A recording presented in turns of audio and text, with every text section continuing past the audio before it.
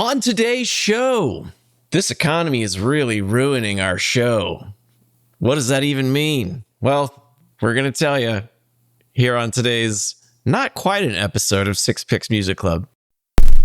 Welcome to Six Picks Music Club, a music podcast for people who bought so much whiskey at the liquor store they gave them a free t-shirt.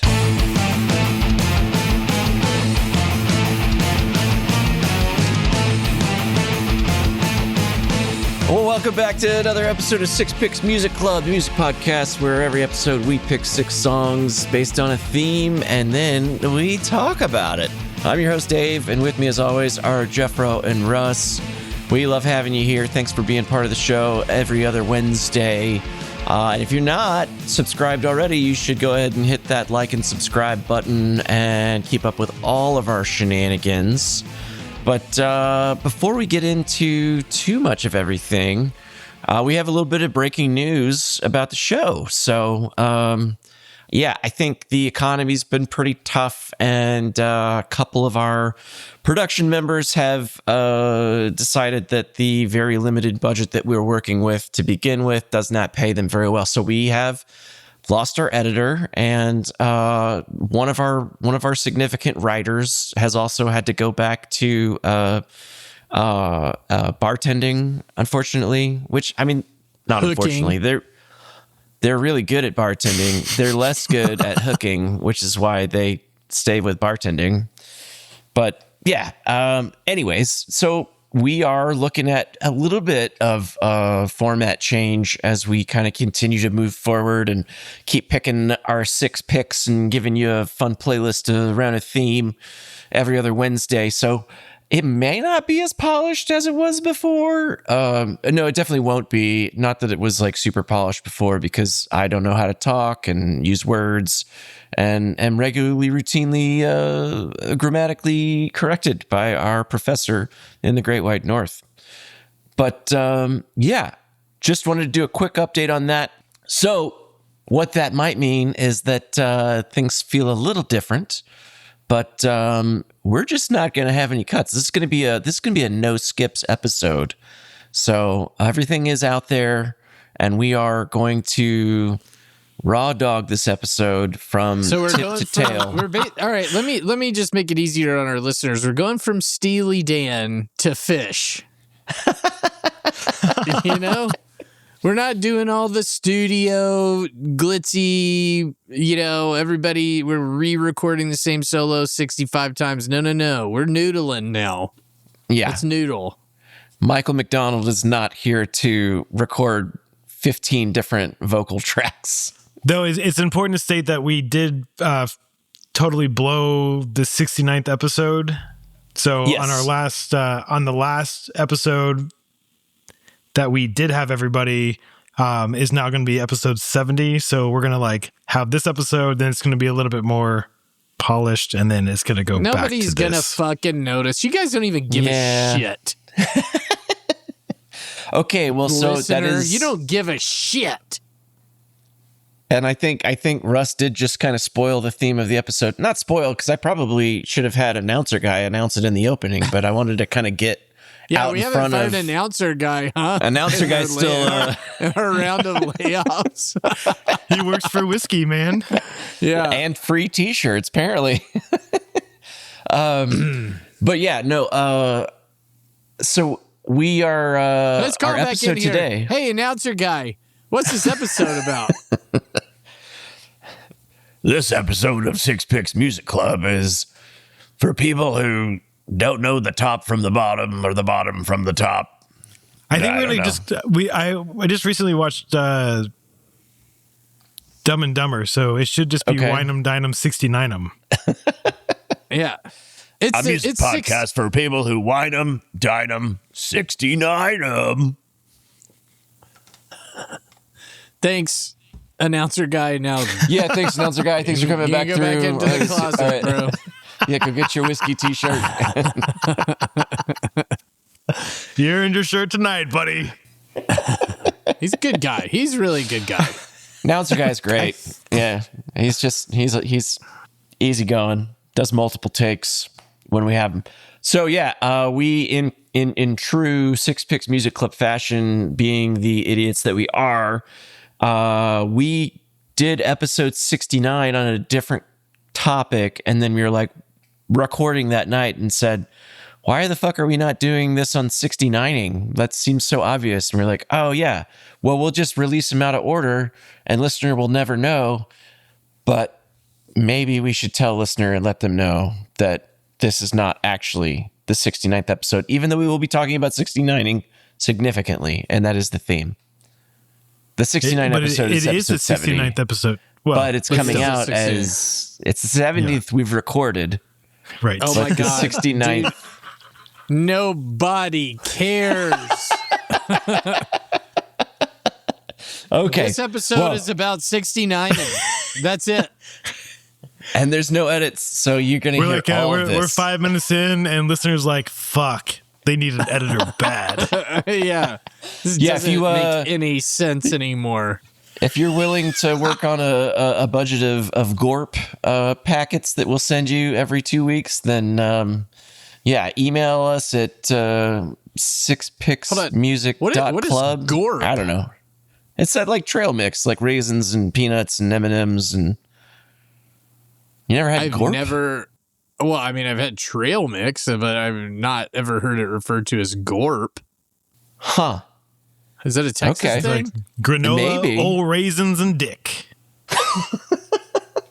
Well, no, I think that you might be onto something. Granola, old raisins, and peanuts. I don't know. Oh yeah. It would be gourd. Gorp, not gourd. You're right. Which is a. Anyways, so we are 69ing. What, bro? Oh shit! Yeah, do we got a password this week? What is the password to get into this 69er? If you ever get to 6010, take a step back, do it again. Excellent. Let's get in there.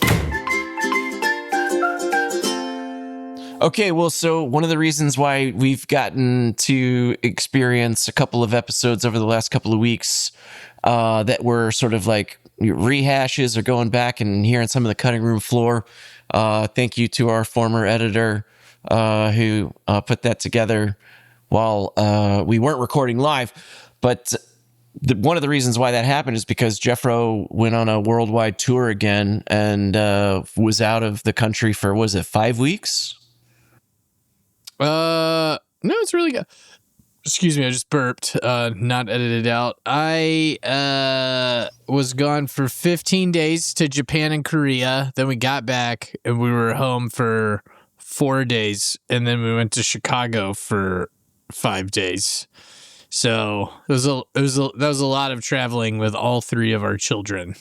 Yeah. Well, and so like inside baseball bit here for listener, our episodes typically come out on a Wednesday, but we typically we almost always record on a Thursday. So part of the issue was that Frodo's trip started with him being unable to be recording on a Thursday. And then there was like 3 consecutives. Yeah. So we just, right. It was a long time. It's been a minute. The staff fucking rioted against us and left. Yeah, basically we should have. Which is why Jeff is now the timekeeper and keeping everyone in line. He is our new producer. Yeah, I'm now, which is excellent. Yeah, I'm wearing my producer hat tonight. Put that on your LinkedIn, man. You can you never know where it's going to take you. Podcast producer. So I went to Japan and took over the sumo world. The first thing that happened is we watched a demonstration and I learned it very quickly. And as you know, I'm a low center of gravity, big-bodied human, and so I already kind of have a sumo shape. At the end of that presentation, they said, now this is the time where we take volunteers to go up against our sumo wrestlers. And my wife shot over a look at me, and we had our kids there and her parents. So we were taking up like a whole row of seats. And I raised my hand to volunteer immediately. And then so did like 11 other people. So the 11 of us go to the front of house. And they said, listen, there's 11 volunteers. We can only take 5. So the way that we choose is by drawing chopsticks, and 5 of the chopsticks have pink tape on the bottom. So the woman put the chopsticks in her hand and said, choose your chopstick to all 11 of us. And I immediately just picked one out, and I was like, this has to be, because I have to sumo wrestle in front of my children, or it's not going to, it's going to make the whole vacation worth it. And then I pulled mine out, pink bottom. I was like, boom. And so then we put on those stupid inflatable sumo out.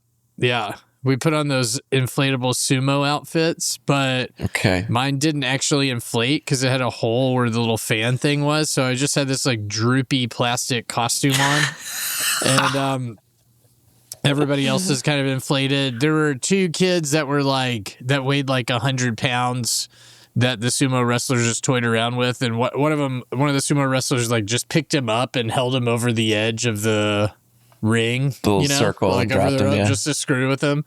There was like a 60-year-old equestrian from Germany whose face turned really red when it was his turn to go. Then there was another wait, because he was embarrassed or because he was like working so hard?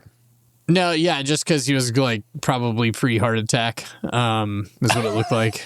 He just kind of looked like he's like clenching his fist like Steven Rubin.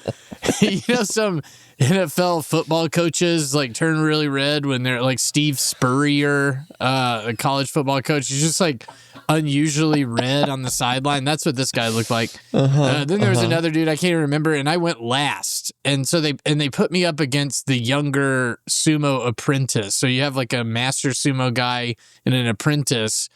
And I don't know why it shook down like that, but the guy was about my size. He wasn't all that big. And so I was like, well, I'm gonna give him the American football. Give him the old college try. Yeah, the old offensive guard, that I have in me and my legs. And so we put our fists down, because you have to put both of your fists down. We put our fists down, we release, go chest to chest. I don't have a belt because I'm wearing the stupid plastic thing. I grab his belt and then just go into football sled. When you're on the football sled, you just drive your legs and see what happens. So I grab crush. Yeah, I grab his belt and I start driving my legs, and he slid back to the rope on the thing. Like I pushed him all the way, and he was just holding, and he held himself up on the rope. And then kind of braced, and then I went for the kill by like twisting. I try to twist and push him over, and he has great balance. No fucking shit, he's a sumo wrestler, and so he like caught himself and then kind of ran off away from me a little bit. And I was like, "Well, son of a bitch!" So I chased him and grabbed his belt again, and then did a quick spin and pushed him out of the ring. And my interpretation. So I won, and my kids were like, "Oh my god!" Like they were shocked and like a little bit, like there was a little bit of respect there where they're like, "Oh, Dad's actually kind of tough." Like that actually did happen. I'm sure that he wasn't trying his hardest. I'm sure of it, but I also think I had a little something, had a little something in there. Yeah, it was a good time. Heck yeah, dude. That is a fantastic story. And like, on Instagram, your wife posted those photos, and that was immediately my thought. I was like, I have so many questions about this adventure, and you answered a lot of them right there. That was fantastic. I've never been to either of those countries, and it's on my list. So I hope to get to go one day.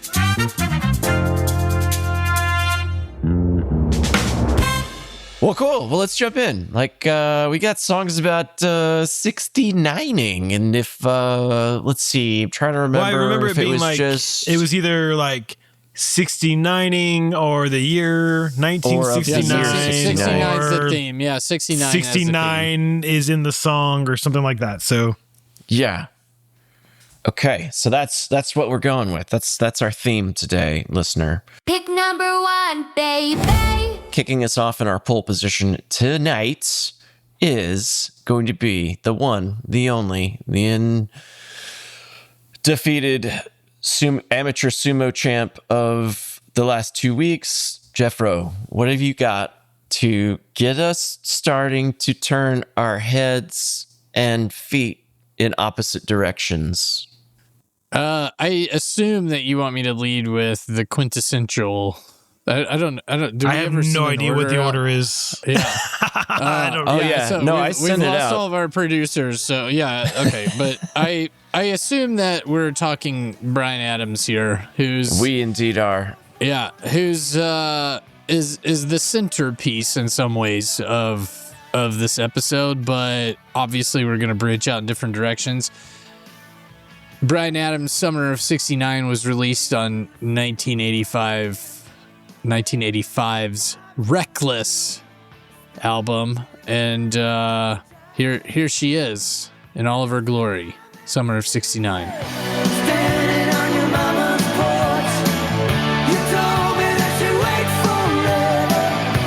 Oh, when you held my hand, I knew that it was now or never. Those were the best days of my life. Oh yeah, back in the summer of '69.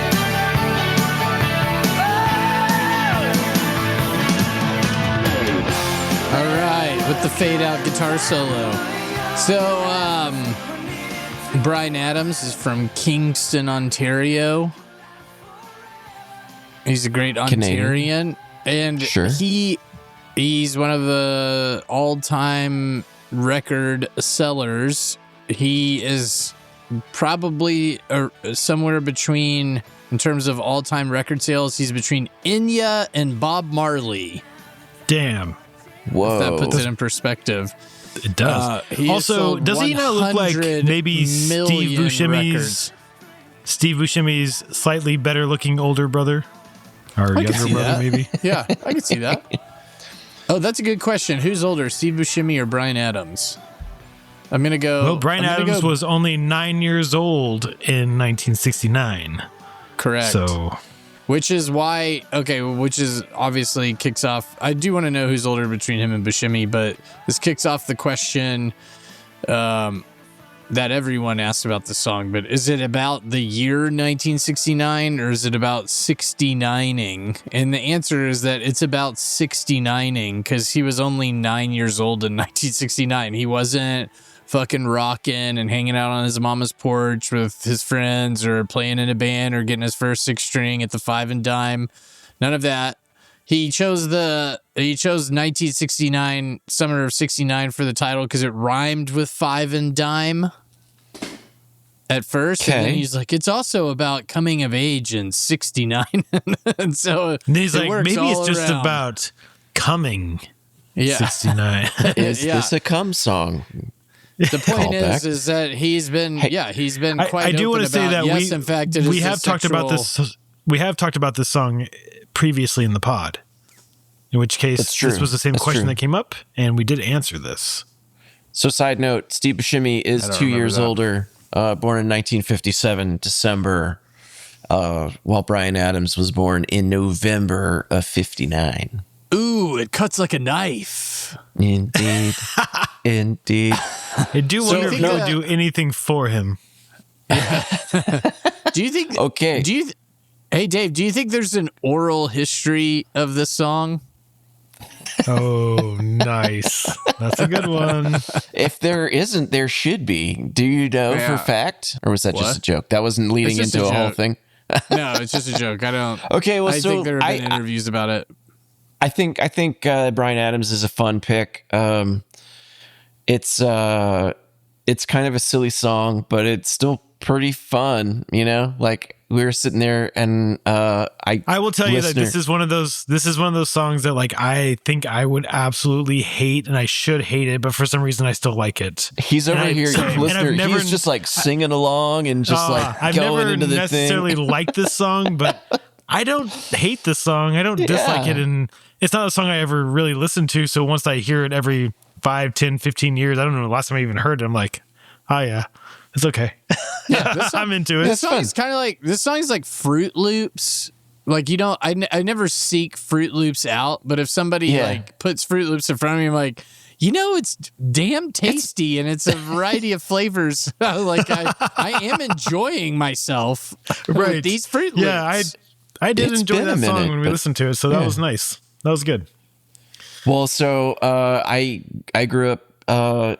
My mom bought a piano from her sister because, like, they lived in Plano and we lived in Dallas, and I honestly think that my aunt probably was like, "Hey, my mom, do you want to buy this piano? We're going to sell it, and we'll sell it to you cheaper than you could buy one for anywhere else." And we're trying to upgrade to a bigger TV or something. And my mom was like, "How would you ever sell a piano for a TV? What a thing." Pearl clutching. So I took piano lessons from like second grade to maybe 7th grade or 8th grade. For like 5 years, I took piano lessons. And in that window, the Robin Hood, Prince of Thieves movie did come out. Mm-hmm. And I was a big fan of old Kevin Costner. Still am. I still like him. Yep. And he got better with age. He's like Red Lion, baby. Look, I think he's been good from the beginning. Go see Silverado. Anyhow, but yeah, so Robin Hood, Prince of Thieves, that was on a regular rotation. I think we had the video copy, or who even knows. But of course, that song that he wrote for that movie was like very piano heavy, and it's one of the ones that I got really good at playing when I was in the 5th grade.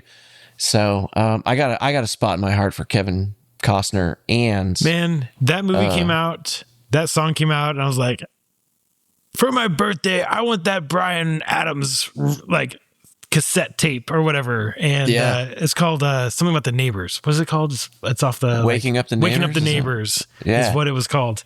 And so I used to listen to that entire record all the time, or cassette tape or whatever, flip it over. I listened to it all the time, and I loved fucking the Robin Hood song so fucking much. Wait, you love the Bryan Adams Robin Hood song, the everything I do it for. Yeah. Oh yeah, man. God, that was like 1991. I was 1991. I was like 10 years old. That fucking song was like there's this girl that I was like starting to crush on. I was like, yeah, I fucking would listen to that song and think about her, like stupid dumb shit as a 10-year-old. But like, Didn't he also do a song for Zorro?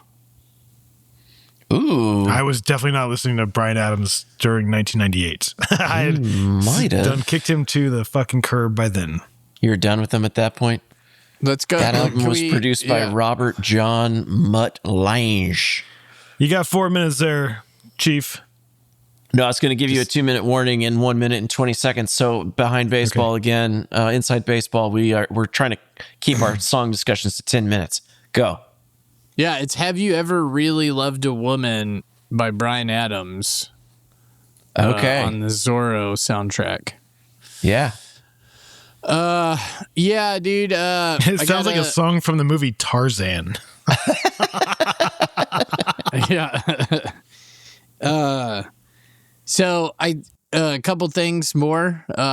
Supposed to be an all-time mensch, this guy. Kind of like the other Canadian treasure, Tom Cochrane. Like nobody ever says anything bad about these dudes. They're just Mr. Life is a Highway show. Yeah. He caught a lot of comparisons to Bruce Springsteen in 1985 because that's the Springsteen baseball video song. What was that? Glory. This album came out in 84, did it not? Not 85. 85. I think. I keep getting 84, but maybe that's just me.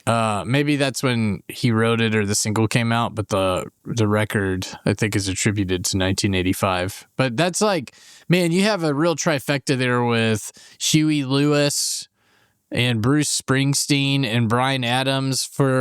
It's basically North Americana that's going on. If you want to include Bryan Adams in there. But yeah, I think he's a part of this. It's like blue jean wearing, jean jacket, fucking bandanas and boots, and singing about being on the porch and your five and dime and what have you. He's a part of the mix for sure.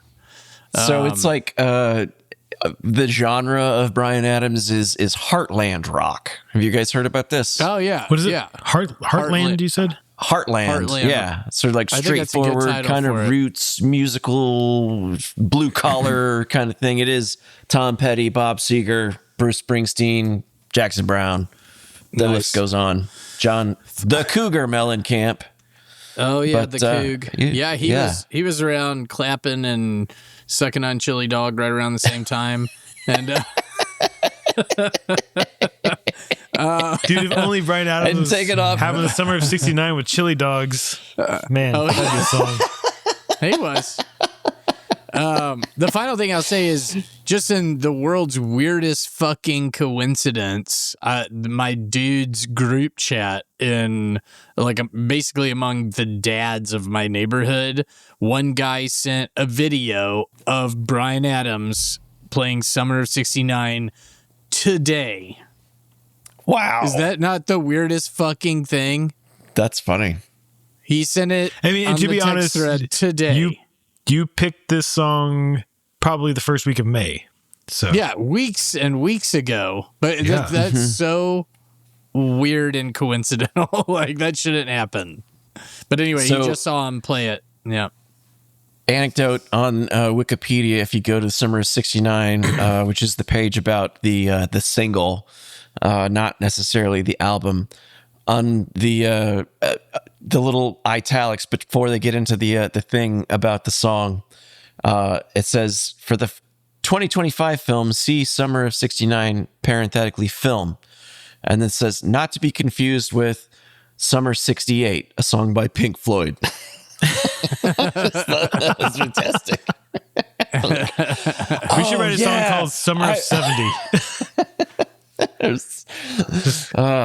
Complete the I trilogy. totally confused Bryan Adams and Pink Floyd because they're so similar. It's just And with that, Well, we've shit, yeah, reached man. the end of this song's conversation. That's 10 minutes. No, it's a good kicker. That's a good kicker to get us going. Thank you, Jeff Rowe. It's the shit pick. Russ, you got pick number 2.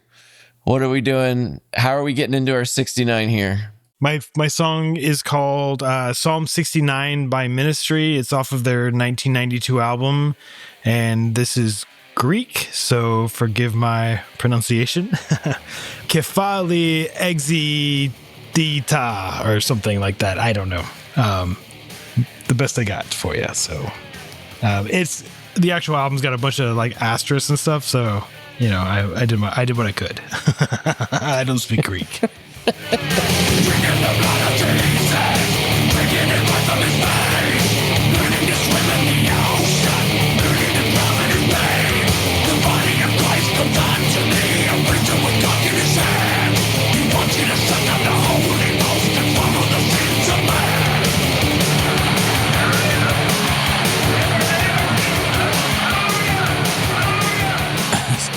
I feel like there's a lot of overlap between Bryan Adams and Ministry, you know?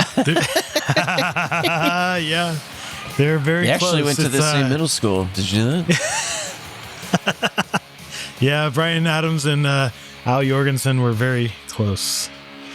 All right, man. So like tonight's theme of 69, I thought was like a perfect excuse to dive into the absolute madness that is Ministry. So like the full title of the album, the one that I was trying to read is like it's like a cult pun. Al Jorgensen pulled it straight from Aleister Crowley's book of published lies in 1913. And the book is composed of 93 brief chapters, which each apparently consist of a single page of text and a commentary. And chapter 69 is titled The Way to Succeed and the Way to Suck Eggs. So apparently Crowley loved dark phonetic jokes. He was maybe a hero of Frove. He didn't even know it. And to succeed being to suck seed, right? Blowjobs. Got it. Okay. Mr. Crowley. Anyway, so like the second half of the title, The Way to Suck Eggs, is like a reference to the old English idiom of teaching your grandmother to suck eggs, which is like to give advice to someone who's already an expert. And in Crowley's context, it was like grandmas are good at sucking eggs, obviously. I mean, they're egg suckers, man. Yeah, how do you think they became grandmas? Grandma egg somewhere. They had to succeed somewhere, man. Yeah. Succeed. Yeah. On the nose there. Yeah, well, no one ever said that I hide behind a veil. You're getting a look behind the curtain here, listener. So yeah, no, okay. Like I always thought the album was called Psalm 69. I don't know, like why because obviously I don't speak Greek either. The Greek is actually comes out to chapter 69. That's what the translation is. Oh, okay. And then they just added the psalm to it, I guess. But it's based off the book, the Aleister Crowley book, and then kind of that particular page, I guess. What year are we talking about? What year did this come out? This came out in 92. 92. Wild, right? So, I first They've always just existed on their own plane of existence, ministry, Yeah. You talking, Dave, or am I talking? No, keep going. Okay. So Al Jorgensen is a huge fan of the occult and the Great Beast, which was Crowley's moniker based on his religion of Thelema, right?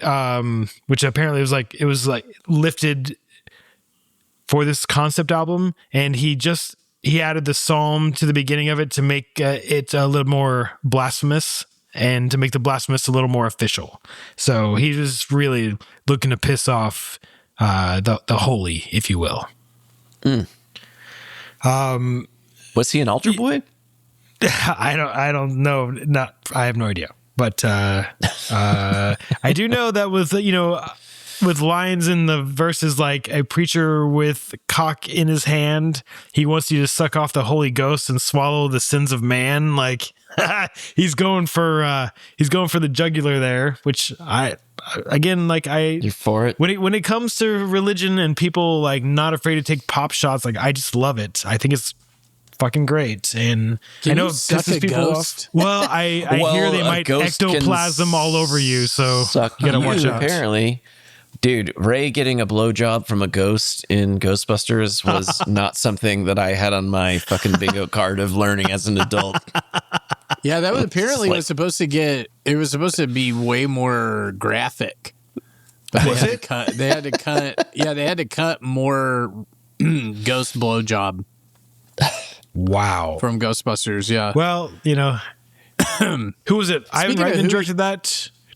Was Harold Ramis write that movie? Is that right? Yeah, maybe. No, it was Aykroyd wrote it. Aykroyd wrote it. Okay. Which is probably why he got a ghost to give himself head. But why not? Did you know that also that I guess maybe everybody also I did not I did not check the time when I started, so you gotta let me know. Huey Lewis. How much do we have? Huey Lewis was supposed to have the song for Ghostbusters. Oh. And it's that song. It's a song that by Huey Lewis, and it also came out later. But basically, Ray Parker just kind of copied it and made it a different, and then like put Ghostbusters in the lyrics. But the Huey Lewis song is I Want a New Drug? Yeah, I want a new drug. I want a new. It's like the same fucking melody. Wow. Yeah.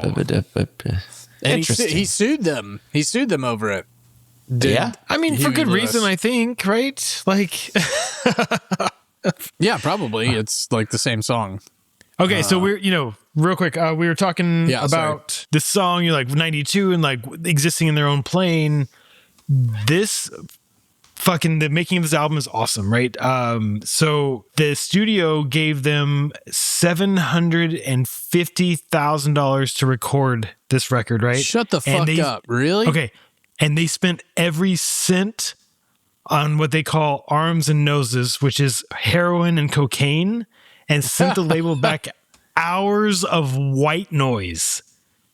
And they were so deep in the hole that they had to hand over another $750,000 to finish the fucking record. Is that not crazy? That's crazy. Okay, and arms and noses. Arms and noses is funny. Okay. There's a story about the flying ham sandwich, which is Al Jorgensen's most famous, infamous road story, right? From the 1992 Lollapalooza tour, he said in his autobiography that the Lost Gospels, and in different like multiple interviews with like Revolver and Rolling Stone, that it was a prank, and what he would do was he would get a piece of deli meat and like ham specifically, or a ham sandwich, and just like shove it in between his ass cheeks, and then he would strip from the waist down and take a full speed running start at an unsuspecting target, and then it would be like another artist who was on tour with him, or like a crew member, or people who came backstage, and just wedge their face into his fucking ass and like make them like eat this sandwich that was like Oh my God. fucking gross. And the aim was it's to an ender make for me. meat to skin contact with the victim's face or chest, right? Leaving the ham stuck on them. So like after he got off, there's just like fucking butt ham on them.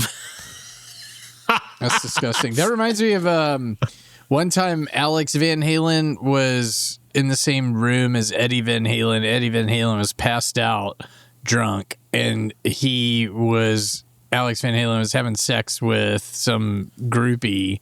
And then right after they finished having sex, he was like, hey, go climb up onto Eddie's face. And so she put her vagine right on Eddie Van Halen's face after she had been banging Alex Van Halen, and Eddie Van Halen woke up and was so pissed off. Oh my God. One would be. It's just disgusting stuff.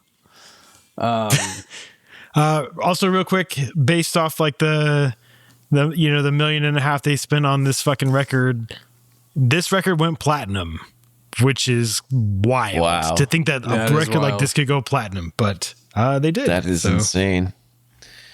This is the era of Typo Negative and Nine Inch Nails.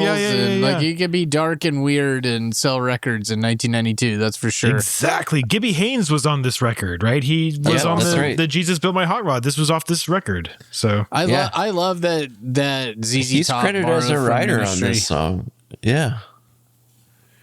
The best part of ZZ that, Top though, borrowed from Ministry, you said?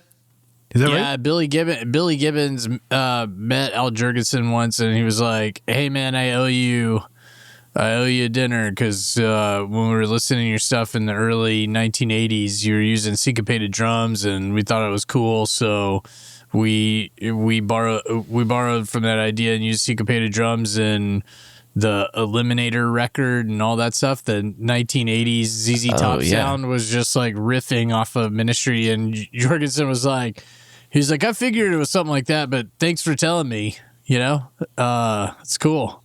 And so he wasn't a dick about it. He was just like, that's awesome. You gotta love that. I don't know. I always kind of like when artists are like, "Hey, I totally stole from you," and it's more like, "That's fucking. I'm flattered. Thank you. Thank you for stealing from me. Yeah, and thank you for telling me." And now and I know. Okay, real quick. Some of the victims of I know. Real fast. Some of the victims of the flying ham sandwich were members of the Red Hot Chili Peppers and Pearl Jam. They fucking got it. Dang. And also Gibby Haynes, when he was doing the Jesus Built My Hot Rod, he was so drunk he couldn't stay on his stool, and they spent weeks editing his drunken gibberish into the lyrics that are actually on the song. That's fantastic. That's awesome. It's good stuff. Good stuff, Russ. Love me some Ministry. All right. Next up in our sort of format, non-format, are we going to do a musical history minute this week, Russ? We are. I have one. We got one? I got one cool. written. As it turns out, I write the music history minute. Music history minute, we'll dig in their dirt. Rock stars are people, but way more pervert. One fuck of a ride through their dicks and their jugs. Music history minute is like sex on drugs. In 1969, the Summer of Love died, and the Beach Boys accidentally held the door open. It started when Dennis Wilson picked up two female hitchhikers who belonged to the Manson family. A few nights later, they introduced him to their guru, Charlie Manson, who won Wilson over by kneeling to kiss his feet, calling him a god and promising a cosmic musical partnership. Within weeks, Manson and 20 followers moved into Wilson's Sunset Boulevard mansion. What? This turned out to be a parasitic invasion. Wilson let them stay because the family provided a 24/7 party, and Manson provided authentic songs Wilson hoped to mentor. In return, Manson's crew drained over $100,000 of Wilson's money, nearly $1 million today, on food, clothes, and medical bills for the gonorrhea that swept through the house. Wilson eventually became so terrified of the group's escalating behavior that he fled his own home, leaving the cult in his guest rooms until the lease ran out. The breaking point was a song Manson wrote called Cease to Exist. Wilson liked the melody but changed the lyrics, renamed it Never Learn Not to Love, and released it as a Beach Boys B-side without giving Manson any credit, likely as payment for the debt. Manson didn't file a lawsuit. Legend has it he reportedly walked into Wilson's bedroom and left a single silver bullet on his bedside table. Wilson thought he was making a fair trade for Manson's genius, but he ended up with a massive bill, an infection, and a death threat.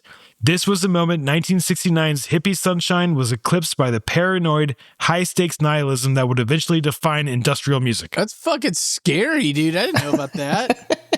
It's a good one, right? That should have been a good time in Hollywood. Yeah. Dude, he was Yeah, I fucking think when everywhere. we were talking about Beach Boys Brian Wilson on an earlier ep, and that was something that I didn't know until I was researching that song, was that like Manson was trying to be... You were talking about Manson earlier, and I was like, oh shit. I was like, that's kind of weird. I didn't hear that either. And then when I was digging through 1969, I found this, and I'm like, my God. Yeah. Dave was right. The fucking Wild Wilson stuff. boys got into it with him, man. Whew. That's wild. Music history minute is like sex on drugs. Anybody need a quick break? How are we doing? Okay, So far, so good. Fire up the next song, dude. We could take a break while the Yeah. song's playing. Okay, it sounds good. Stop being a little bitch about it. Welcome to the middle pick fuckers. All right, so The middle next up, pick fuckers. next up's pick 3. That's to me, and we're gonna hear a song that is kind of. It's not necessarily about 69ing. It was released in February of 1969, and it is a song by the infamous Jane Birkin of the Birkin Bag and Serge Gainsbourg. A song that he actually had written and recorded and released, for Brigitte Bardot in 1967. But this Jane Birkin one is the one that really made some headlines. And so if you haven't heard it, go listen to it in its entirety, because you're only going to get 30 seconds from us. Let's hit it.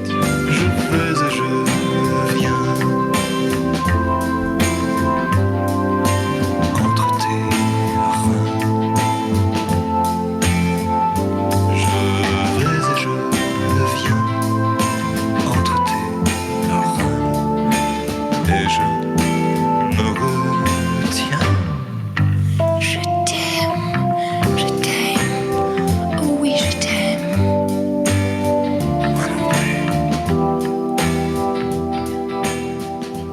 listening to it when we first were planning on doing this episode 6 weeks ago or whatever, and holy hell, that is still that is I think for me, sex and hearing noises like that, just it really sets me off.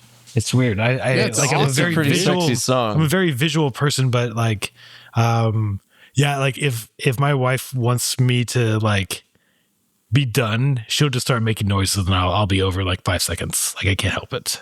Well, that's what gets you going. She also knows that if she doesn't want me to be done, she's gonna be quiet because I can't help it. I can't help it. Shut up. So He's a full 18 years older than her. yeah, Jane Birkin Dang. she was 23 and he was 42. Is that right? 41? Yeah. Yeah. And didn't they procreate and make Charlotte Gainsbourg, who's the lead are you serious? Nymphomaniac? Nymphomaniac, the Lars Yeah. von Trier. Yeah, But she's one of her has, favorites. she also has a music career, and I love her music. Charlotte Yeah. Gainsbourg. Yeah, it's No, really it's good. Didn't she do an album with Beck? Or a song with Did Beck? she? I Not thought an album. so. Yeah. He may have produced something. Yeah, but you can tell that this is a libertine couple, and Serge Gainsbourg had that thing where French guys can have where you're ugly as shit, but women still think you're sexy for some reason. It's amazing. I wish I had benefited from being French. You know, You'd have gotten a lot more ass for sure. So I feel like I became aware of Serge Gainsbourg from a film soundtrack, and it was maybe the Bonnie and Clyde song what? was on something. I'm trying to even remember where it came, how it came to be, but I was not super familiar. Was that song called "Don't Come on My Hide, Clyde"? Sorry. No, I don't know that. I don't know that it was. Don't come on my hide, Clyde. And he's like, Je t'aime, mon amour. My name. It's but it's just an American cowgirl. She's it's basically the same vocal track for him, but she's like, please don't come on my hide, Clyde. And there's a sample of Gene Hackman. My boots, Clyde. At the end. I was gonna say it's it turns into a Paul Simon lyric on 50 Ways. Don't come on my hide. Don't come on my hide, Make a new Clyde. play instead. Just get to the door.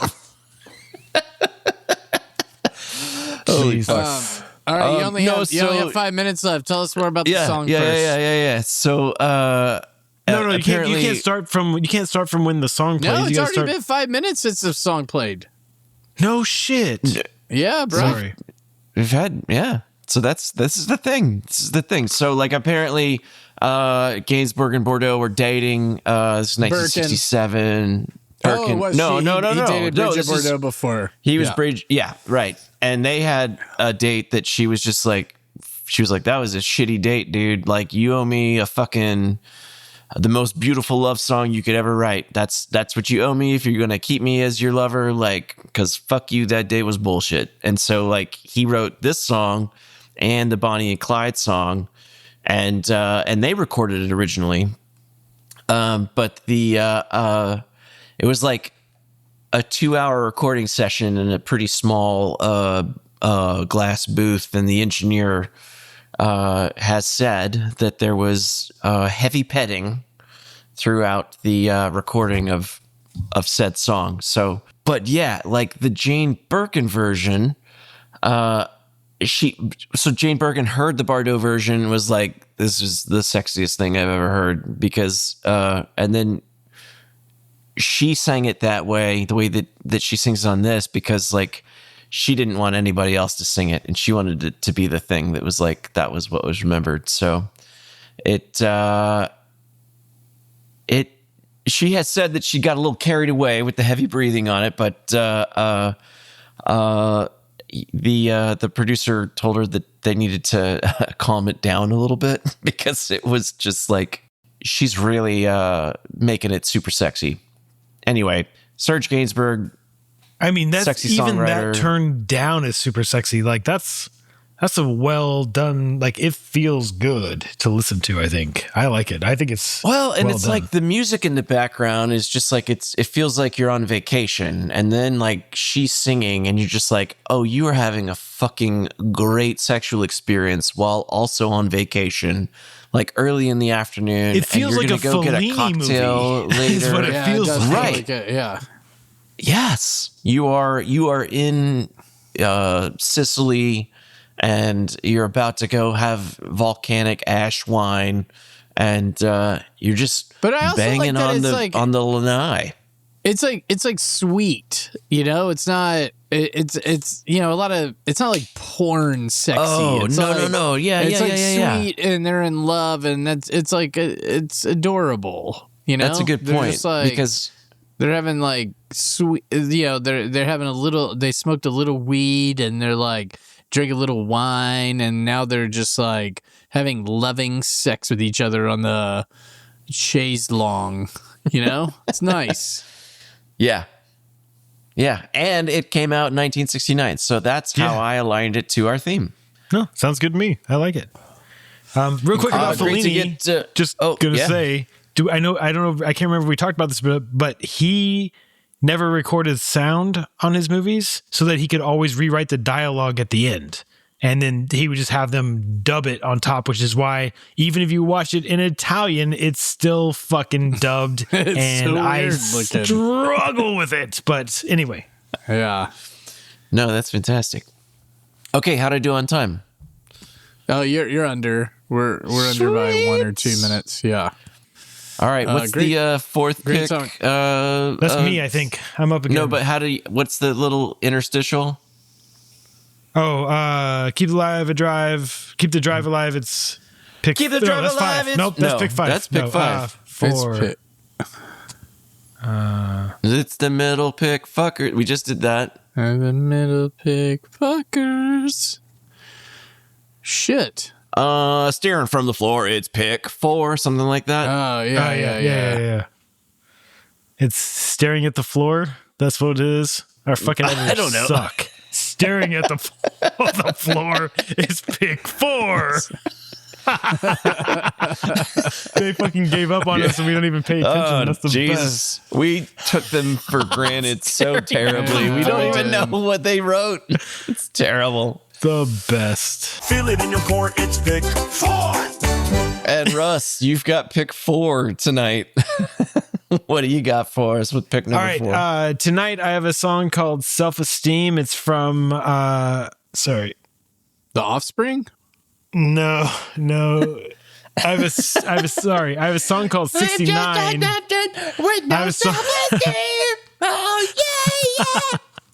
I have a song called 69 from the band the artist Self Esteem from their 2025 album A Complicated Woman is what it is. Got it all mixed up. This might end up being our most diverse playlist to date. Well, let's give it a spin. Doggy style feels alright. Missionary, 40 calories burned for me. Scissoring, I find that interesting. Spooning is always soothing. The one thing I hate, 'cause I can't concentrate. No, I just can't abide. You have never the time to 69.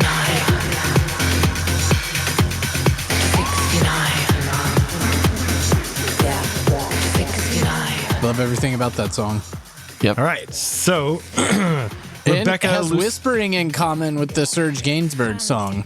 it's true. That's why I put them Birkin. into this section Because of the show. It's whispering. Yeah, Dave's in charge of the playlist since we didn't lose that greatness of our show when everyone Yeah. else left. Well, there are some things that I think the real thing is the friends we made along the way.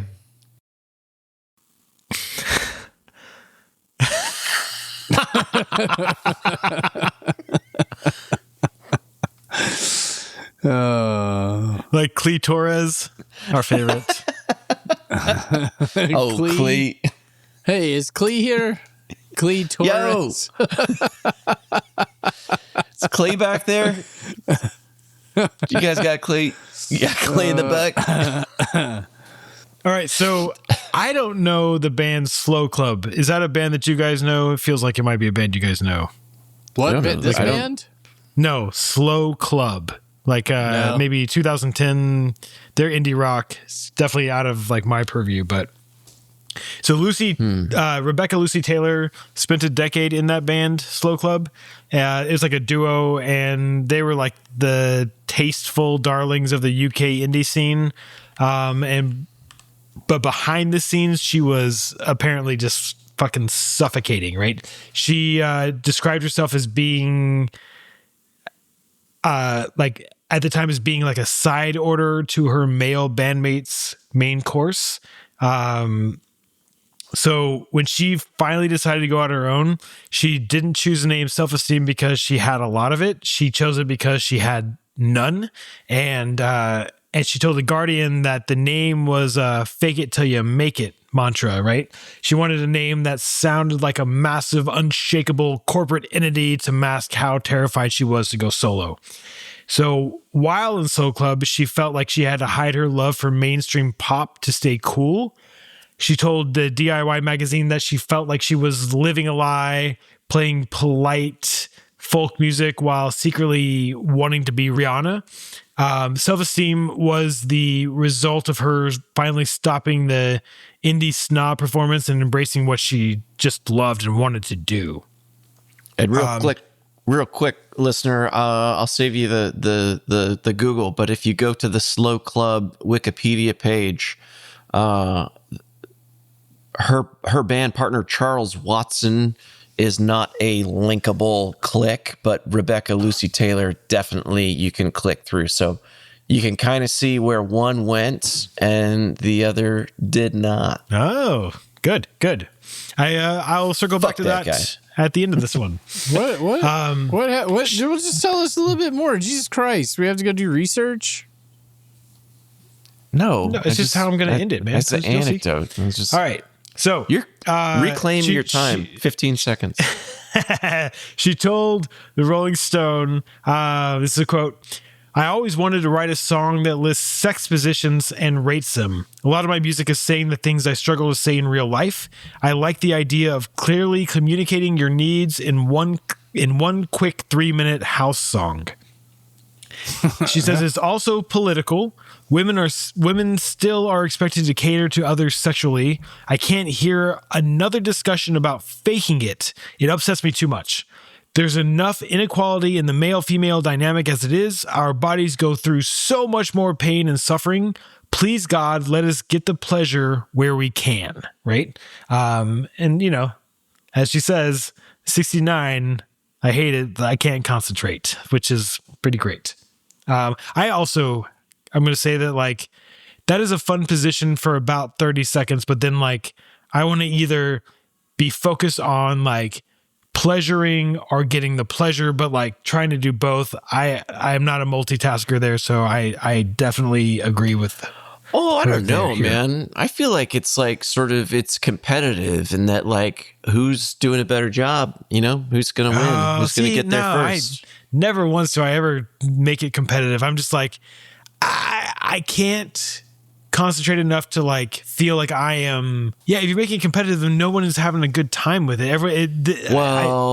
Maybe that's the wrong way to describe it. Maybe my goal is to get her there first, and then I can just like enjoy my part. Then I don't have to try as much. Huh. So it's deep down and selfish. That's interesting. I think it's really only good if you're like, it's a night that maybe you both did a little bump of coke and you're like amping it up that night. Somebody's gonna stick a thumb in the other person's butt. Kind of a thing. It's always a good time, dude. Like there is not a moment of any 69 sesh that I've ever been a part of where I was like, yeah, I'd kind of rather be doing something else. Like not a moment.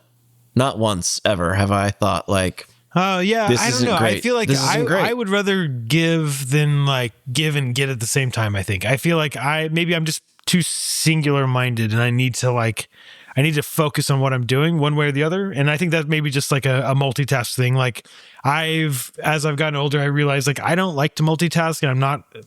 I used to be like, I'm great at multitasking, but like I'm not. Like I'm not good at it. I'm so much I'm better not if I good at just it like either. focus on shit and like get it done. So like I'm like, okay. Well, Years ago we read a book called She Comes First. Pushing back, like why is it a task to like have your dick sucked? I mean, it's not a task, I don't think. It's so you're not like, multitasking, you're doing a task, you're eating box. Like the dick sucking is like not a task that you're not I don't know. multitasking. I gotta be like in line with what's going on there, or I just don't pay attention to it. So then like, or I'm trying to do both, and I can't be as good to her as I want to be, and I can't like be into it from what she's doing as much as I want to. So like that's maybe just a personal thing. I don't know. So would you just as would you ever give a massage while you're getting a massage? I would be terrible at that. I wouldn't like it. No, I would just rather give one. I'm talking to Dave, because that's basically what it's like. It's like giving a massage to another person that's giving you a massage. Like it's not going to be as good because you're like, oh, I got to get in the shoulder blades of this other person, and maybe they're trying to do the same to you, but you're not like, oh man, release the tension. You're focused instead on the job that you have, which is like, and so yeah, you can't reach full relax if you're also working at the same time. Yeah, I disagree. I think that I guess I experience it differently. But no, I think it's a combination of just sort of like you are both like attempting to create the best sensation or feeling for the other person. So it feels like a very generous thing at the same time, where it's not like, but you're also distracted away from like it takes longer because you're both like focused on something else. So it's like there's a reason. Oh dang! It sucks to have my dick sucked longer than it does normally. Like that sensation. Well, it does if you're not like focused. I don't know. It's kind of like there's a reason that it's not. I feel like I'm taking crazy pills. I think that you guys are just like. I would like for my dick to be sucked for less time. That doesn't make sense to me. What are you guys saying? I mean, it's not about less time. I don't know. I just feel like it's not really about time. I don't know. Like I don't know. Maybe I'm just singularly focused and I don't know. You're also very defensive about it, Dave. But here's another, it's okay. It's okay. I'm defensive. I feel like you guys. Hey, you're just you got 2 minutes. Your 8-minute timer just went 2 minutes, Russ. Here's another. Shouting at you. I'm trying to understand your perspective. You're not and like trying to understand get it. why it is that you don't like having your dick sucked. It's not what even. No, it's like giving a massage while you're getting a massage. There's a reason that it's not the predominant mode of oral. Like people are not doing this most of the time. It's a gimmick that you do sometimes. It's not a gimmick. It should be done every time. You should be giving and receiving. It's not. But no, it's not. Usually, but it would be better if it would. You're trading off. You're not doing it at the same time.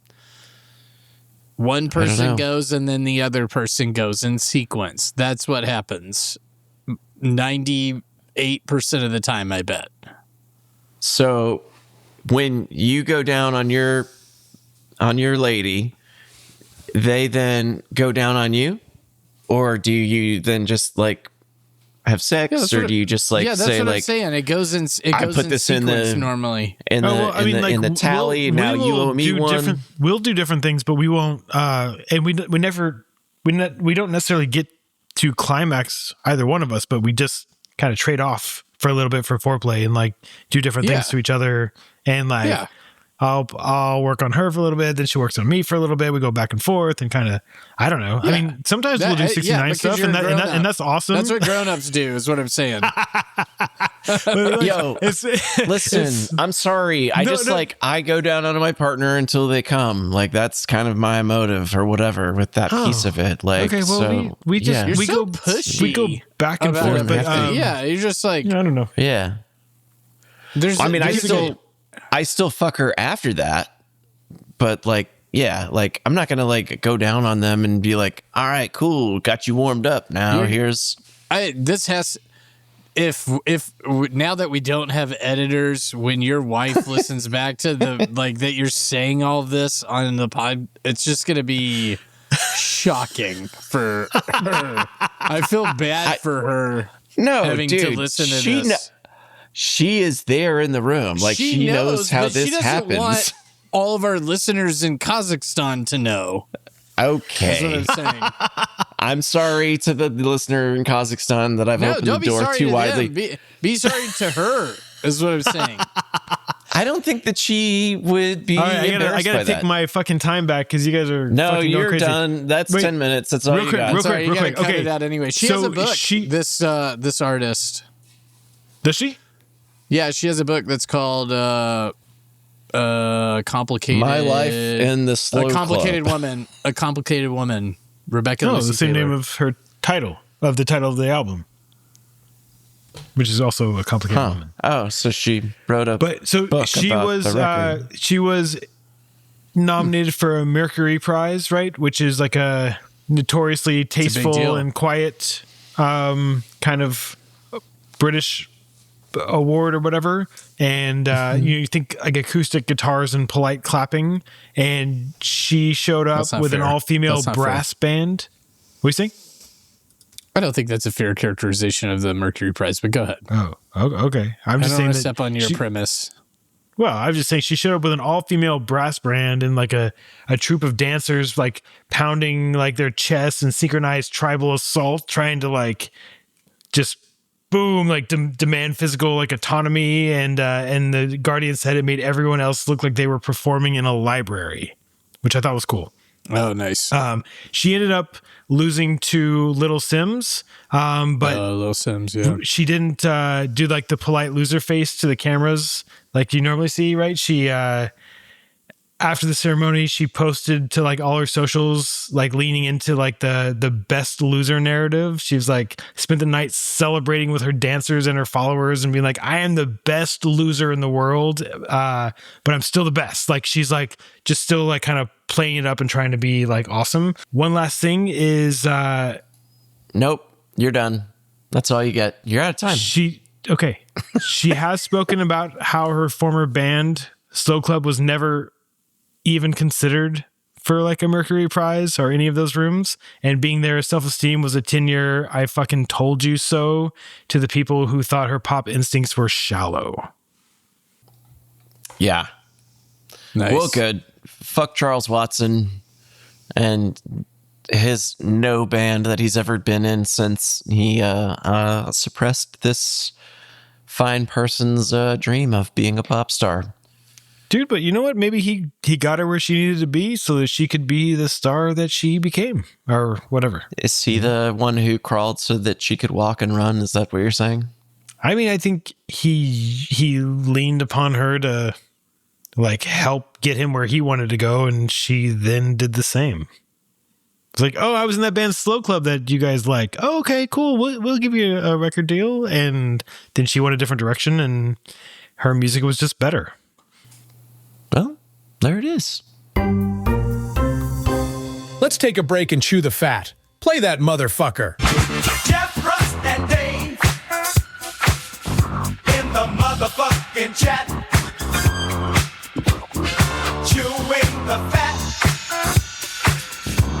on stuff weird and whack. Today's Chewing the Fat is brought to you by Cinesoul, the Korean cinema recommendation engine for Americans who know they should watch more international films but have no idea where to start. At Cinesoul, we've analyzed thousands of movies and distilled Korean cinema into a simple question. What American movie do you already like? For example, if you like Jaws, Cinesoul recommends The Host. It's got a monster, government incompetence, family drama, and enough river sludge to ruin a perfectly good afternoon. If you like The Godfather, you'll be pointed toward A Bittersweet Life, organized crime, loyalty, betrayal, and significantly more kicking. If you like Seven, Cinesoul recommends Memories of Murder, a serial killer, frustrated detectives, and the creeping realization that nobody involved knows what they're doing. And if you select I don't really watch movies, Cinesoul automatically recommends Parasite and temporarily locks your browser until you've completed watching the movie. Cinesoul's patented recommendation technology can also identify when someone is about to recommend Old Boy too early. In those cases, our system deploys a gentle warning. Let's maybe watch 2 or 3 other movies first. Stop relying on that one friend who won't shut up about Korean cinema. Let Cinesoul guide your journey from I've heard of Parasite to arguing about Park Chan-wook's oh my God. Arguing about Park Chan-wook in group chat nobody has to be in. Cinesoul, your getaway drug to Korean cinema. All right, Dixie. We still got Dixie involved. Let's hear the fat. Let me tell you a little bit about, there are questions that people have. I'll just do quickly a couple of them. One, what's the difference between Japan and Korea? Japan is aggressively polite, where they're like, everything is so quiet in public. When you're on the train, literally nobody is saying anything. They're all looking on their phones, but there's no noise. And so we're like from Canada, North America. How hard was that for you? Our kids are being loud as shit all the time. And the Japanese are not saying anything. And so it's so uncomfortable because you know that they're going like, fucking Americans or Canadians or whatever. Yeah, those gringos can't shut their mouths like the rest of us.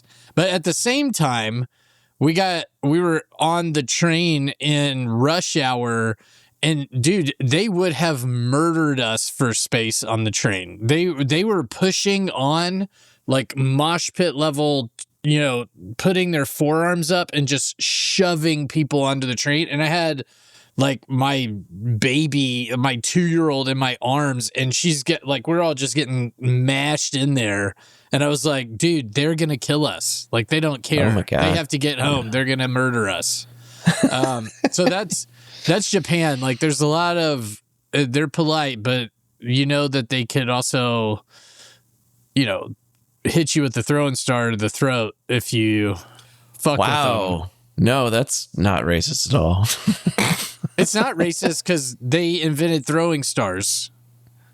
Oh, okay. How is I that didn't know racist?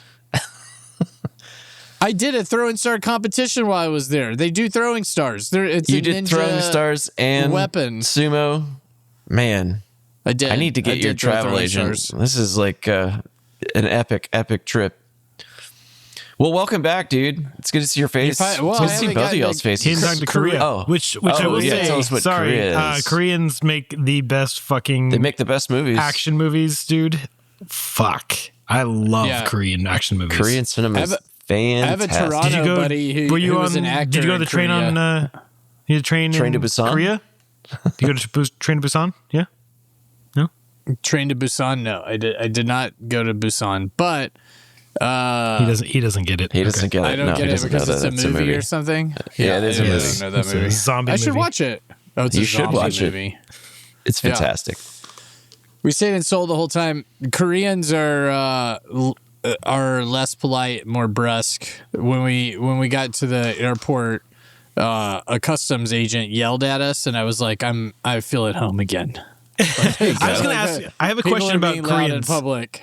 Yeah. Real quick, and I'll try to make this very short, but I watch their movies and I feel for some reason like it makes more sense to me watching a Korean film than like Japanese or Chinese. And I'm wondering if, and I have no idea, no basis, but if the speech pattern is more similar to like English in the way that they say things or phrase things. I mean, I know it doesn't sound like English, but do I emotionally connect with them more because it's more in the speech pattern that we are used to?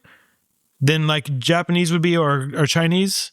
I don't know. That's a question I've always wondered. I think that to me the most foreign language is Korean. Like so. Japanese is like the way you say thank you is arigato gozaimasu. That means thank you very much. Arigato gozaimasu. Whereas the way you say thank you in Korean is kamsamnida. And that's good. A lot of things in with nida, and I don't really know what it means, but it's like to me the words in Korean, they're longer, they're weirder, they're harder to remember. I don't really get it as much. Japan, I was kind of like, learning my way around some of the words after a while.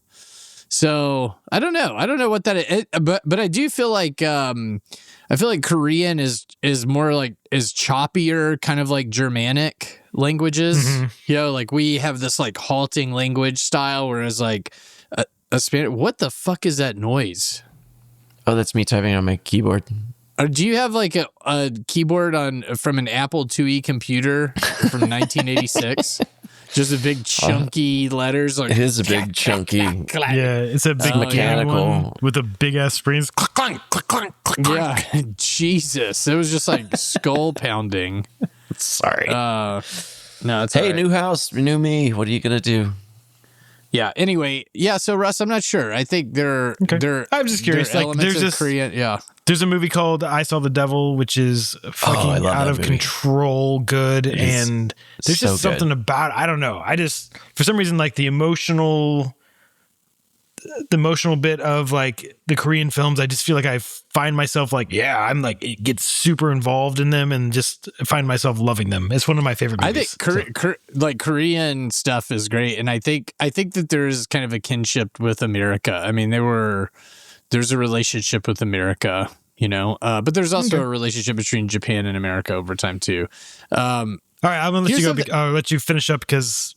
Yeah, there's one other quick thing, which is that if you talk about North Korea in South Korea, that means that you're a right winger, which is weird. Okay.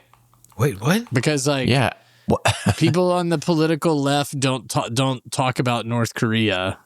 Oh, they just pretend like they don't exist. No, it's kind of like they know that the right wing uses it to be authoritarian and to kind of be like security state focused and national security and everything, which is a right wing kind of discourse. They use North Korea to be like, we've got to boost up our defenses, and we don't need all of this like all these protests and everything. We've got to be unified and patriotic. And the left is like, man, stop using North Korea for all that garbage. It's kind of like who talks shit about Cuba in the U.S. The right wing. The left wing is kind of like, yeah, it's got its problems, but why don't we just leave them alone? That's kind of it's a similar interesting relationship to North Korea. I know. I was surprised by that. But it makes sense now. They're like Kim Jong-un? Yeah. Who is it again? I don't. Yeah. Dave was apparently typing that entire thing. He was dictating, or sorry. No, I just transcribing. I heard every keystroke of what I was just fucking saying. I had an idea. Idea. I'm glad. I wanted to document it. So it's coming back. Well, dude, I'm glad that you're back with us, and dude, it's good to see you guys, and I am so proud of you and excited for you to have been able to showcase your elephant trunk thighs to your children in a way that is so dramatically how do you say showcasing your power? That's a calf in Japanese.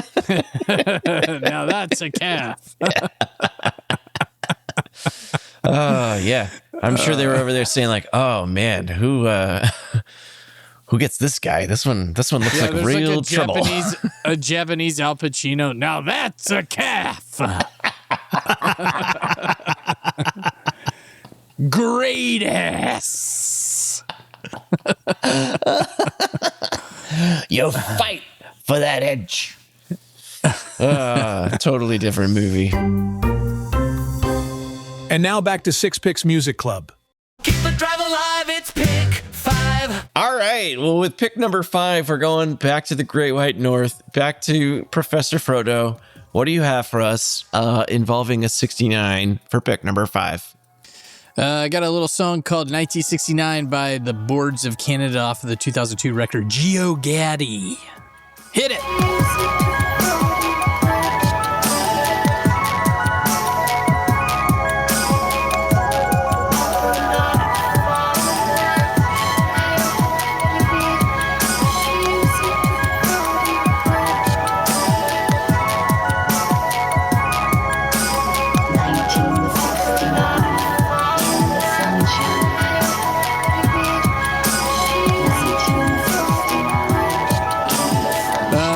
To admit, part of the reason that I put this one on is that it says 1969 and it's by Boards of Canada, who are awesome, and they are a Scottish act made of Marcus Ian and Michael Sanderson, who are brothers, and they had a 1998 record called Music Blah, Has the Right. blah, blah. Nobody cares.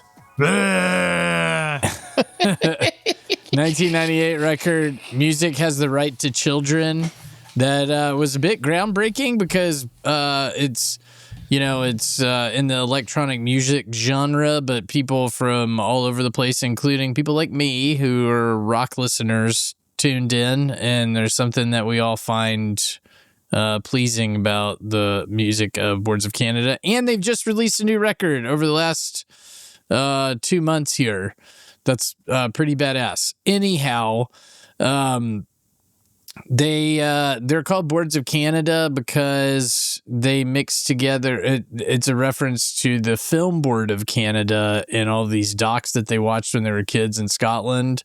And so a lot of the sounds that they draw from are those like VHS tapes from the 1980s that are like, and it's like fucking old, like, the more you know, kind of like with little beep, beep, beep, beep, beep, beep, beep, beep, beep kind of sound effects. They mix those into their music. And so that's part of what's going on. But very influential group, these guys. And when they released their most recent record, they didn't put it all over the Spotifys and everything at first. They had listening parties in 6 major cities around the world and released the music that way. So it was like in Tokyo and New York and I don't know where else.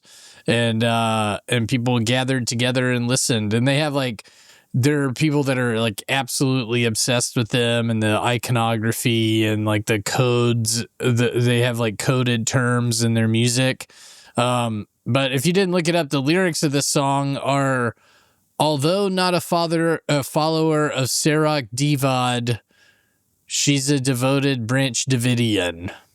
And then after a while it goes 1969 in the sunshine. I have no idea what the fuck that means, but it sounds cool and it's a cool song.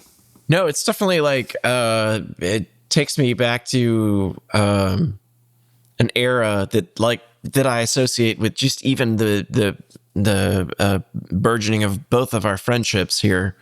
Insofar as like this was that kind of coming out of sort of a trip hop kind of Portishead thing, like the kind of music that we would be like just sort of have on in the background of at a party or something like that.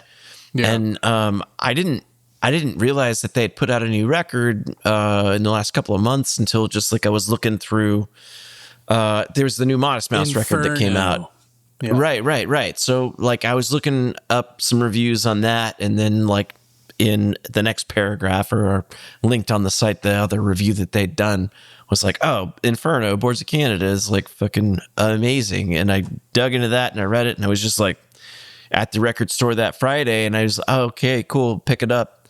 And that fucking record is just like, I don't know why. I don't know what it is, but I keep going back to it. I keep like, it's like on in the background. It's like I play it when I'm at work. Like it is just a fucking like focused mind thing where like I love everything I hear about it. So There's another Go. there's another connection, which is that the person, and I will not mention her name, but the person that introduced me to the Boards of Canada through this record is somebody I did actually 69 with. So there's that connection to the theme as well. Shout out to you out there if you're wonderful. listening. Thank you for all that. Thank you for the music and for the good times. Golly. Yeah, I was introduced to this Geo Gaddy record through that person, and then later listened to the rest, and love all of it. And I still regularly write and study and read to Boards of Canada because there's something that's like mind opening about it. I don't quite know what it is, but Right. Yeah. No, it's like I feel like I tap into a different kind of flow or whatever. Like sometimes I'll put on a Coltrane record or something like that, but this makes me want to get a cup of coffee and really like dig in, you know? yeah, it makes you want to do like mushrooms and then like read interesting texts about space. Or You know, just like that's- look at clouds. Yeah. Yeah, or look at clouds. And that's it, dude. Thank you, Boards of Canada. Thank you, Jeffro. That was fantastic. I love that band is in my repertoire currently. And that new record's great, listener. If you haven't heard it, go put Inferno on and then like start cleaning your kitchen because you will find the zone, my friend. Oh man. I heard on the radio driving into the house from work today, they were playing that song Natural One. Do you remember who that's by? I'm the one, natural one. Natural take one. it easy. Yeah. Oh You can take it inside. What Like are they called? Hold on. Folk implosion. Folk implosion. Yeah, folk Folk implosion. Dude, I heard. I was rolling with the kids to Chicago, and do you remember Monster Magnet? Space yeah. Lord. Space yeah. Lord, I mother. I forgot about that song. It rocks so fucking hard, dude. I was like, oh my God. I think I took it for granted because it was just one of many hard rocking songs in 1998 or whatever. Yeah. But that song's badass. Is it? And yeah, I think so. he said mother twice, and I always wondered, like, think did he it's say 'cause motherfucker on the CD? It was gonna be motherfucker, and then they had to edit it for and they were Walmart. like, no, make it mother so that And we then can play that it was on the how it was radio. on the CD too, or the record? I don't know. Which is I mother never got the always? record. Oh, bet okay. it- That's like, It needs to be motherfucker, obviously, but if it It- isn't, it's still- that's maybe even yeah. better now. To Yeah. like be like, no, we self-censored everything. And like there is no Right, like right. Yeah. good version of this song. It's like yippee ki Father Christmas. yippee-ki-yay, Father Christmas. It'd be funnier if it was All mother right. father. I had a friend that Mother father. She was from Pakistan, and she instead of saying motherfucker, she used to say instead of shut the fuck up, she would say shut the front door, and then instead of motherfucker, she would say mother father, and she was like Mother father. mother father. I can't believe it. it's actually pretty good. Hello, mother. Hello, father. Well, because it's like you're telling them both. You're like, it's the same. Like, God damn it, motherfucker. Mom and Dad, I can't believe it. Why did you not give me this information? Mother father. Mother father, this is bullshit. Tit pick, baby, tit pick. Fuck yeah. All right. We are on to the We did sixth it. pick of the Six Picks Music Club, the titular pick, the sixth pick of Six Picks Music Club. It falls to me today. So we're going back to the year 1969 again with a little band called the Stooges. And we're going to hear I Want to Be Your Dog. Now we're gonna be face to face, and I'll lay right down in my favorite place. Now I wanna be your dog. Now I wanna be your dog. Now I wanna be your dog.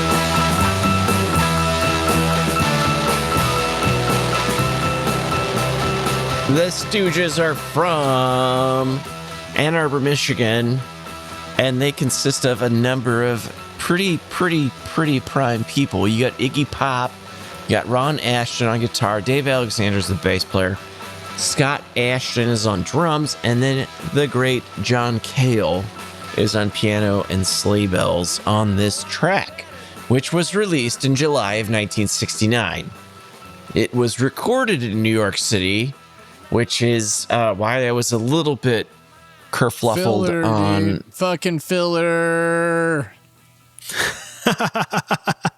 Jesus Christ. Okay, no. Just listing the bands and where we're recording and. Well, so this is a very sexy song too. Like that's kind of my theme coming to this thing was that like I was like, yeah, I think 69ing is sexy. I think like having two people I wasn't saying 69 wasn't sexy, man. Nobody I was just said saying that like I liked it for a little while, and then I wanted to like fully concentrate. Is all. One way or the other. I'm not saying that you said that it wasn't sexy. Okay. I am just saying that I think it's incredibly sexy. No, it's good. And So I want to be your that's not- dog is kind of a kinky thing. I get it. Well, yeah. So like it is about maybe surface level, but like giving yourself to another person, like being the whatever. Like I'm not here to like be respected or whatever. Like treat me like however you want. And I just come from a very sexually repressed Catholic point of view. And you want me to take your body. I get it, dude. Thanks for telling me. Yeah, there are times where I'm like, yeah, I want to be the bottom here. Like, I want you to be in charge. I want to be the dog in this situation. Like treat me like shit, or like fucking do what you want to do. Call that and like the dom or the sub. Just saying, not the top or the bottom. The bottom is going to mean that you want to get some shit stuck in your ass, which is fine if that's what you want, but that's what it means. that's a pretty cisgendered view of that definition there. So I'm just gonna say that of being the bottom, dude. Russ is right. okay, You want to be the sub. You want to be the sub. The dog is a sub, and that's cool. Right? Sure. I think there's some great crossover maybe I'm wrong. area I don't know. there. Maybe but I am. A bottom can be a sub, but you can be a sub without being a bottom. Right? Okay. It's like a square and a no. rectangle. I'm just looking for your sources on A square your is a rectangle, research but there. a rectangle is not a square. So yeah, in that, who knows? Am I the square? I am the rectangle. I feel like I'm less of a square, more You of a are rectangle. the octagon glasses man. Make it happen. Yeah. So, "Wanna Be Your Dog" is number 16 on the 200 greatest songs of the 1960s.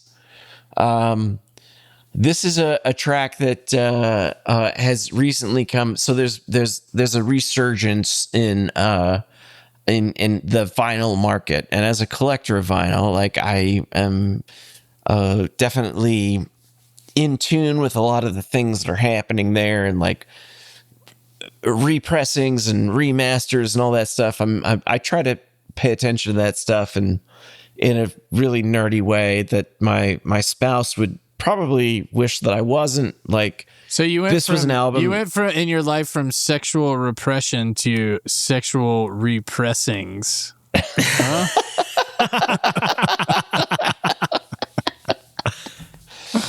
Thank you very much.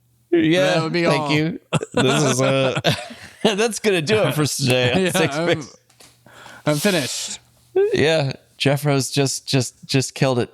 They just remastered and repressed this vinyl for the I think Rhino Hi-Fi is the label. This is a great track. The remaster of this album is super great. And I think there's something about that opening guitar riff that's just kind of iconic. That's like It's I don't know. What does that make you guys think of when you first hear that sort of that? I don't know, man. The song feels pretty timeless to me. I feel like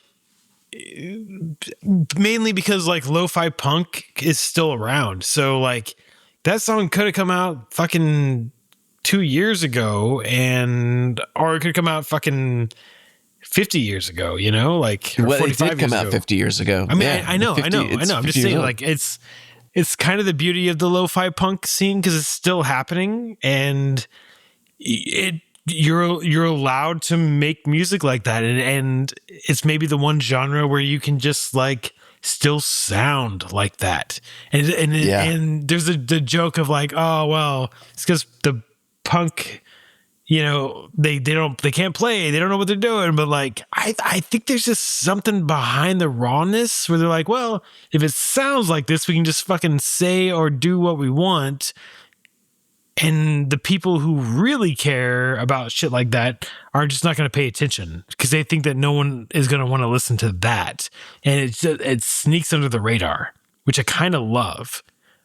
I love that actually about the lo-fi punk. The raw punk of forever ago, and you know, like the Stooges, like, I mean, they might be the first punk band of all time, you know, like it's probably true. Like, I don't know if anyone else comes before them, but like you can find that shit now and it sounds not much better sometimes. You know, I mean, there's definitely punk bands that sound way better, but like the lo-fi punk is still out there.